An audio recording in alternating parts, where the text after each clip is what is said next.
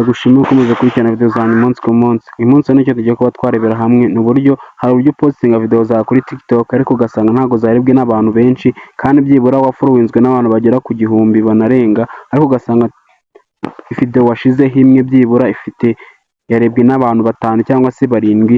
Ngiye kwereka ikintu wakora kugira ngo video yawe cyangwa se video zawe ugenda postinga kuri TikTok zishobora kuba zagira abantu benshi, ndetse zishobora kuba zagera kuri buri wese, ndetse bibe byagufasha kuba kongera followers kuri TikTok, ndetse na video zawe zirebwe cyane nk'abandi bose. Icyo uzakora ni iki? Uzaza kuri TikTok account yawe. Numara kuza kuri TikTok account yawe, icyo uzakora rero uzaza hano kandi kuri profile. Numara kana kuri profile uzabona udukono turi hejuru iburyo bwa TikTok yawe, nurangiza udukandeho. Numara kudukandaho rero icyo uzabona icyo bita setting and privacy. Uzaza uyikanda ujya muri setting yi TikTok yawe, nurangiza umanuke hasi ushaka ahantu handitse ngo free up space. Handitse ngo free up space, nufunga ahantu hose handitse free up space uzaza uhirengagiza uhareba ahantu hose handitse free up space, urebe icyo bita cache uhasibe, ndetse n'ibyo bita downloads uhasibe.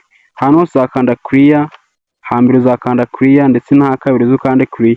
Numara gukanda clear, uko nabikubwira ikintu uzaba ukoze nuko ibintu byose bizajya postinga bizajya arebwa n'abantu benshi, ndetse bibashe kuba byagufasha no kuba byakongera aba subscribers cyangwa se aba followers kuri TikTok account yawe.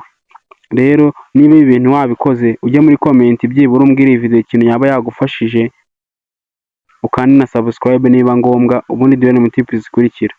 Ndabashimiye, mukomeze kuba mwagira ibihe byiza, ntimugire umujinya kandi ntimurakare. Master G TV ndacyari kugira ngo mbagezeho ibintu byinshi bitandukanye.